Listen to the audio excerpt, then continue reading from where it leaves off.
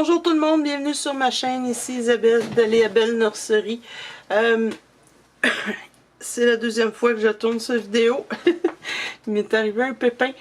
Je l'ai filmé au complet, puis ma carte SD dans mon appareil a décidé qu'elle marchait plus. Donc voilà, j'ai rien enregistré du tout finalement. Ou en fait j'ai enregistré mais j'ai incapable de récupérer le fichier. Donc on recommence à zéro. J'espère que vous allez bien parce que là moi je commence à trouver ça dur. Déjà que c'est pas un kit facile à faire. Comme je vous avais parlé la dernière fois, on va travailler avec cette demoiselle qui est Gabriella de Riva Chic. C'est un kit grandeur enfant de 4-5 ans peut-être. Donc c'est un assez gros kit.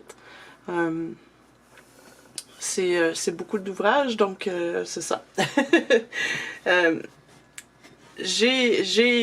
Initialement, j'avais donné une couche d'après partout, histoire de premièrement être prête à peindre et puis aussi de me familiariser avec les pièces, la façon, la vitesse à laquelle je pouvais travailler avant que ça sèche finalement. Ça c'est le torse. Donc ça m'a donné une bonne idée, un bon aperçu. Puis là tantôt ce que j'ai fait c'est une couche de bleu pour neutraliser le kit. J'ai donné un bleu un peu comme ça ici, un bleu clair, pour enlever un petit peu l'orange. J'en donnerai pas une autre. Je pense que le kit est quand même correct, mais je veux pas qu'il vire bleu non plus. Là, je sais pas au niveau de la couleur, ce que vous allez voir à votre écran, ben franchement, j'ai beaucoup de difficultés. C'est très sombre dehors aujourd'hui. J'ai de l'éclairage, ça crée de l'ombre un petit peu. Je sais pas la vraie couleur, là, qu'est-ce que ça donne. J'ai l'impression que on le voit peut-être pas assez... peut-être un petit peu trop bleu, là, mon écran. Mais bref, de toute façon, c'est pas un tutoriel, c'est vraiment juste pour que je partage mon expérience avec vous. Celles d'entre vous qui ont déjà peint des gros kits comme ça, vous allez peut-être me trouver drôle un petit peu, vous moquez un peu de moi, c'est correct. je l'admets, je suis un petit peu perdue avec un gros kit comme ça, je sais pas vraiment comment m'y prendre. Déjà, pour qu'il ait l'air réaliste, ça va être compliqué un petit peu. Et puis, comme je peins avec l'acrylique, d'ailleurs, la plupart des gens, je pense qu'ils font ces gros kits-là, vont les faire à l'acrylique, tout simplement parce que c'est un peu difficile à entrer dans un four à convection pour cuire la peinture. Donc, la plupart travaillent à l'acrylique, et le problème avec l'acrylique, c'est que ça sèche très rapidement. Comme ça sèche très rapidement, il faut travailler très vite. Il faut travailler par zone aussi, parce qu'évidemment, tout faire d'un coup, ça n'a pas de sens. Donc, ce que j'ai pu tester tantôt avec ma couche de neutralisation, c'est une des questions que je me demandais, est-ce que ça irait bien que je fasse comme à l'habitude et que je peigne sur le kit et qu'ensuite je tapote avec l'éponge, ou si j'irais directement avec l'éponge. Puis ce que je me suis aperçu, c'est qu'en y allant directement avec l'éponge, non seulement ça me donne une belle texture, mais en plus c'est que ça évite que la peinture sèche, étant donné que je l'applique puis je la tapote au fur et à mesure, elle va être de la bonne épaisseur déjà en partant. Donc ça va me faciliter la vie, parce que des grosses pièces comme ça, c'est difficile à tenir, c'est lourd, c'est dur pour les bras aussi, donc le moins d'étapes je peux faire, le mieux c'est. J'étais pas certaine si je donnerais les lavis de couleur primaire.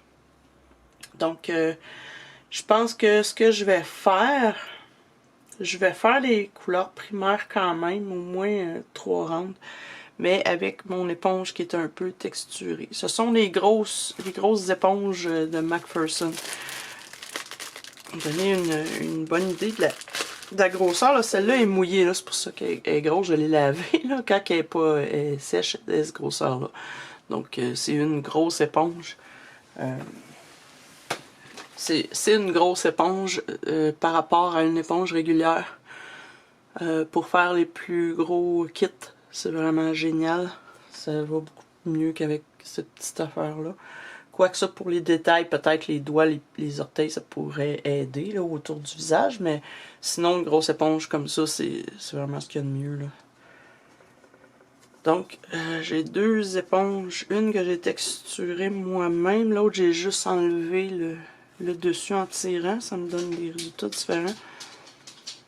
Donc, je vais me lancer, je crois bien. Je vais peut-être bien y aller avec un autre bleu, mais pas le même bleu que j'ai pris pour ma neutralisation. Je vais y aller probablement juste avec un bleu, mon bleu habituel que j'aime bien prendre, le bleu de cobalt. Je vais prendre un bleu primaire aussi. Habituellement je commence avec le rouge, mais là comme le kit est déjà rangé, je pense que ça nuira pas d'y aller avec... Je vais m'assurer d'avoir suffisamment de peinture pour faire tout le kit. Je sais pas encore vraiment ça va être quoi la quantité idéale. Donc ça va être essai-erreur. Je vais me mettre de ce médium-là. Puis, j'ai un autre médium. Je l'ai essayé tantôt. Ça semble bien aller. C'est le Open. Médium Open. Qui sèche un petit peu plus lentement. C'est semblable au médium régulier, là, mais c'est ça. Je pense qu'il y a du retardateur inclus dedans. Donc je vais y aller avec ça. Ça va me donner un petit coup de pouce. Le problème, c'est que avec l'acrylique, c'est quand on repasse à un endroit qu'on vient juste de peindre, souvent la peinture a déjà commencé à sécher, puis là on rajoute une autre couche par-dessus, puis ça crée des marques, ça crée des démarcations. Je veux m'éviter ça le plus possible.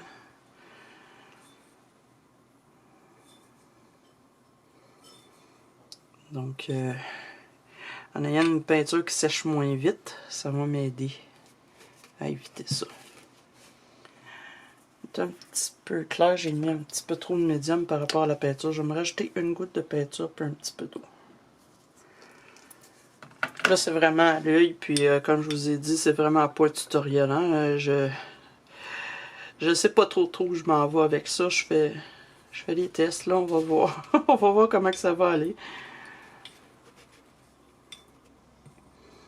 C'est très intimidant, peindre un kit de cette grosseur-là.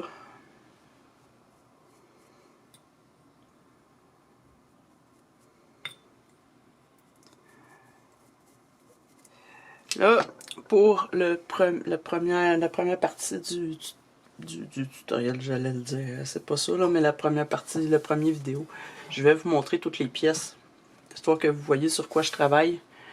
Dans les vidéos suivantes, ce que je vais faire, je vais soit accélérer les choses, ou vous montrer une pièce en particulier. Par exemple, je vais faire la tête, le torse, puis peut-être un pied, puis un bras. Je ne ferai pas chaque pièce à chaque fois parce que ça va être extrêmement long. On s'en sortira pas. C'est comme l'équivalent de peindre 2 ou 3 kits nouveau-nés en même temps. Donc, non seulement c'est long, mais c'est difficile aussi pour les bras.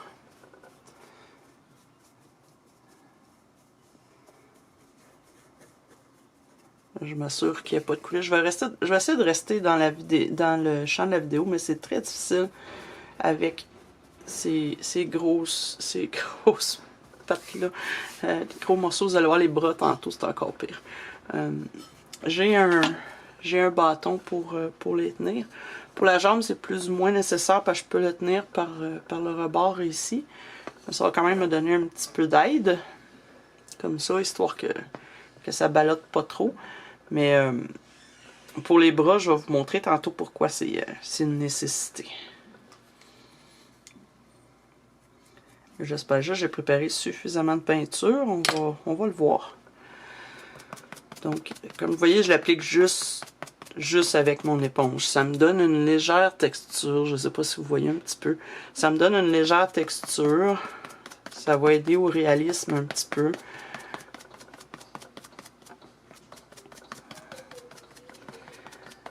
En plus, c'est que ça m'économise ma peinture. J'ai pas besoin de l'enlever, de la mettre avec le pinceau puis de l'enlever ensuite. Donc ça économise sur la peinture et puis ça aide à éviter, comme je vous disais tantôt, les zones qui sèchent avant d'avoir eu le temps d'enlever les excès, là, puis ça fait des démarcations. Là, vous ne verrez pas de changement de couleur, absolument pas. J'ai vraiment fait ma peinture très diluée. Je sais qu'éventuellement, ça va... Je sais qu'éventuellement, ça va me forcer à mettre peut-être plus de couches, donc à augmenter la durée de travail, si on veut, augmenter la charge de travail, mais ça m'évite d'avoir à faire des erreurs, à faire des marques, puis à être obligé de stripper le kit, parce que comme vous imaginez, c'est pas quelque chose qui me tente de faire avec cette grosse affaire-là. Au début, c'est encore pas trop pire, là, mais quand t'es rendu, t'as mis 12 couches de peinture, puis là, faut que tu recommences, ça te tente moins un petit peu.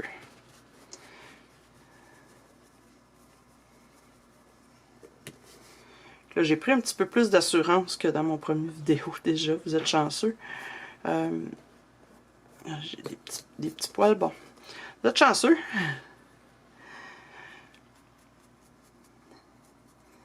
Vous pourriez me dire dans les commentaires si vous en avez déjà fait des gros kits comme ça. Est-ce que vous avez aimé ça? Est-ce que vous avez détesté? Pourquoi? Qu'est-ce que vous avez le plus aimé? Qu'est-ce que vous avez le moins aimé? Les difficultés peut-être que vous avez rencontrées, si vous trouvez ça plus facile qu'un nouveau-né. Ou... Là, je parle des kits gros comme ça. Là. Je parle des toddlers, là, pas nécessairement un enfant là, de cette taille-là, mais les toddlers, là, les gros kits, là, 26, 28 pouces, 30 pouces. Là. Je sais que Reva Chic en fait beaucoup. Il y a Pinglo qui en fait.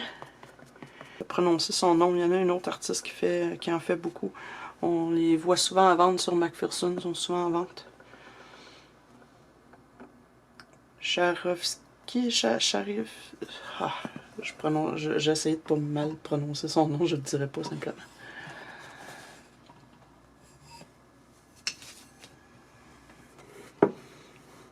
On va y aller avec la tête. La tête, naturellement, j'aurais pas le choix dans le visage d'y aller avec le pinceau, histoire de ne pas rater aucun détail. Il faut que j'aille dans les plis autour des yeux, les narines, le tour du nez ici. Et toutes les petites crevasses, les petits plis. Il n'y en a pas tant, heureusement. C'est l'avantage de ces gros kits-là. Côté repli, c'est assez minime. Le niveau de détail n'est pas le même que sur un nouveau-né. Tout simplement parce qu'un enfant a déjà un visage un peu plus lisse, un peu plus formé, si on veut.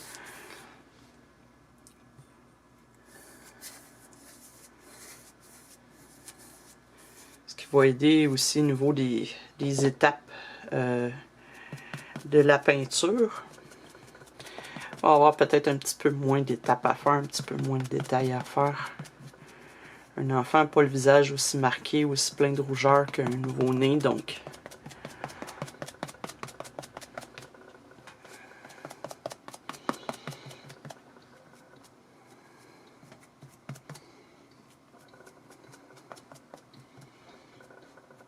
M'assurer qu'il n'y a rien qui coule nulle part.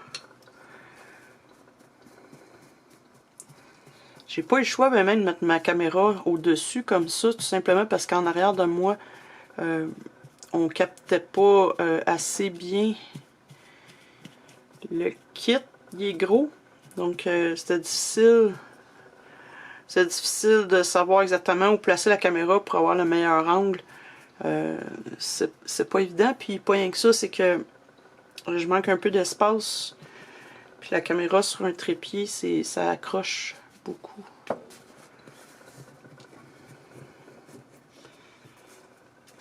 Tenir ça, c'est pas facile. Je pourrais utiliser le bâton, mais ça risque juste de balloter. Ça m'aidera peut-être pas. On va avoir beaucoup de plaisir à assembler cette demoiselle-là, j'ai l'impression.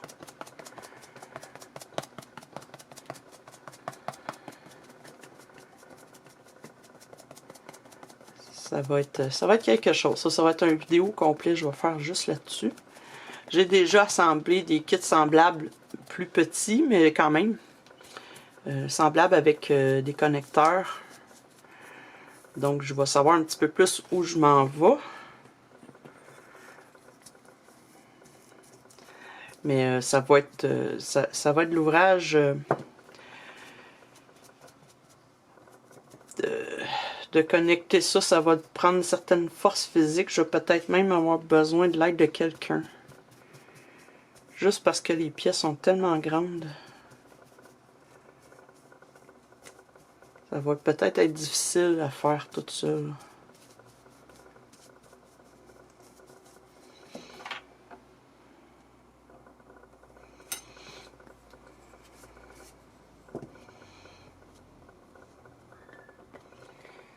Et même avec le médium open, le temps que je fasse l'arrière, le devant est déjà presque sèche. Donc ça ne me laisse pas beaucoup d'options. Il faut que je travaille rapidement. Sinon, c'est d'utiliser du retardateur, mais j'ai pas tellement envie d'utiliser ça. Ça tend à laisser le kit collant un petit peu, puis j'aime moins. On va faire les bras. On va garder le torse pour en dernier. Les bras, ça me prend un bâton parce que, comme vous voyez, il y a une boule ici, ok? Je peux pas le tenir par là. Je peux pas parce que mon doigt va à côté sur la peinture. Donc, j'ai pas le choix d'utiliser un bâton pour tenir le bras. Puis, naturellement, j'ai pas même le choix de tenir ma pièce non plus comme ça parce qu'autrement, avec le bâton, ben, c'est trop mou. J'y arriverai pas. Donc, j'ai pas tellement le choix. J'accote le bâton sur ma jambe. Et puis, je fais comme je peux.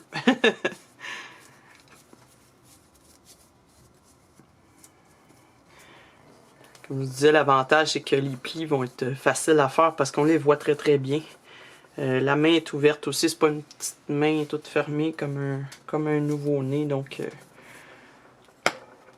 ça va donner un bon coup de pouce. Ça va être plus facile à gérer peut-être.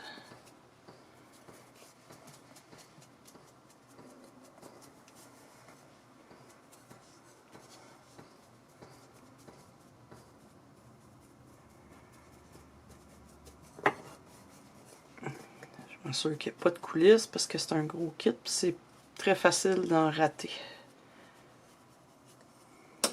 Un peu l'avantage de peindre directement avec l'éponge, c'est que ça évite, ça limite beaucoup les risques de peinture qui coule. On l'applique directement où on veut avec l'éponge. J'utilise souvent cette méthode-là justement pour les gros kits, les toddlers.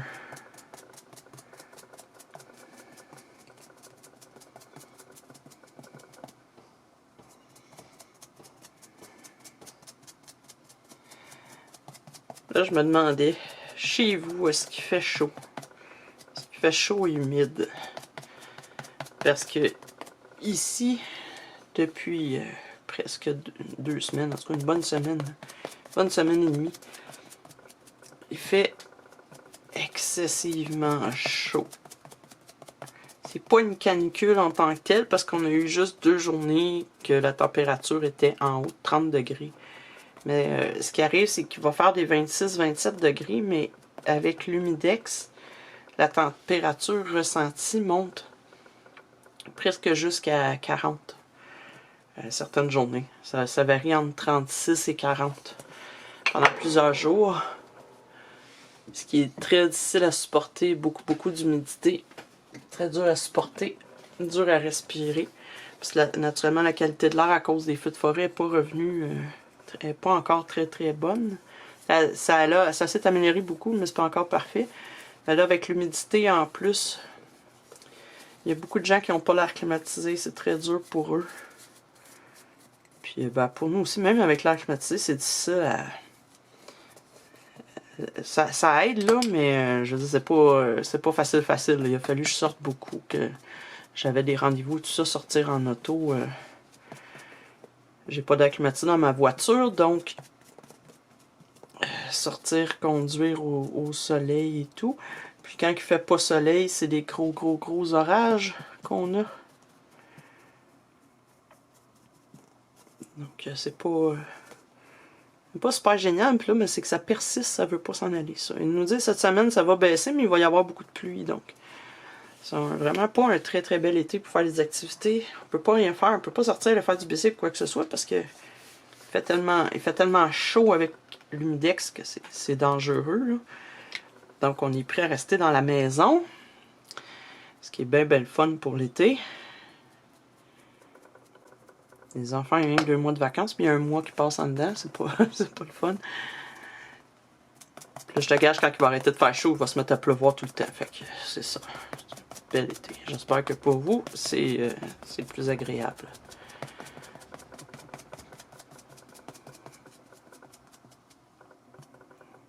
Très dur d'avoir une belle température cette année. Puis ça va piercer.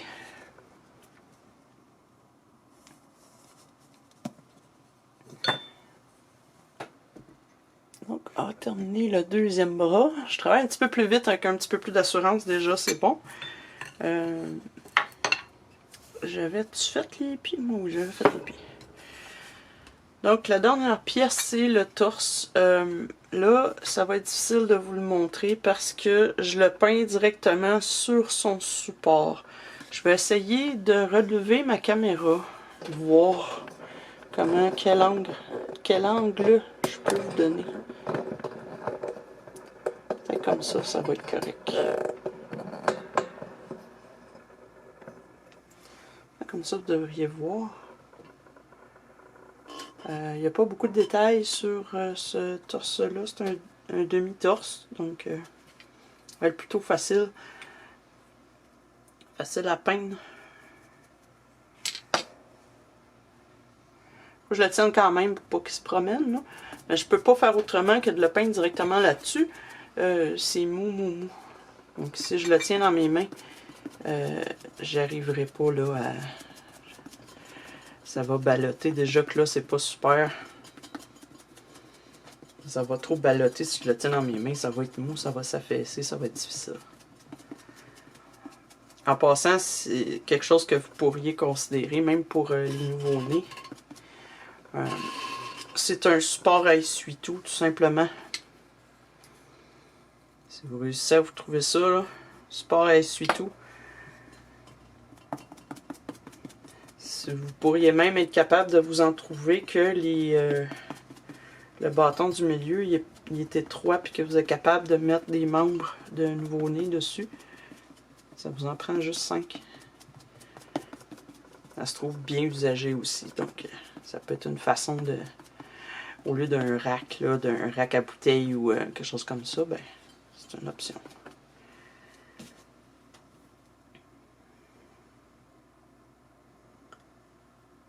Oh, ça semble être ça pour le bleu. Il m'en reste suffisamment, donc je suis pas inquiète. Je vais verser avec ce qui me reste. Je suis pas inquiète, là, côté quantité de peinture, ça devrait bien aller. Ça en prend beaucoup moins, comme je disais, avec l'éponge. Là, j'essaie juste de décoller mon pot.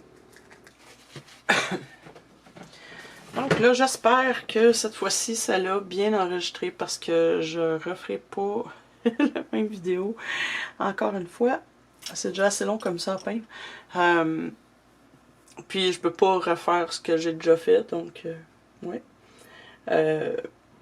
Prochain coup, je vais vous épargner les autres couches de couleur primaire parce que ça va revenir tout pareil au même. Prochaine vidéo, je vais y aller avec les veines, les zones bleues, etc. Et puis après ça, ça va être les marbrures. Puis je pense qu'on va être pas mal dans le presque terminé. J'aurais pas besoin de faire énormément de couches sur elle, ni de trop de détails non plus.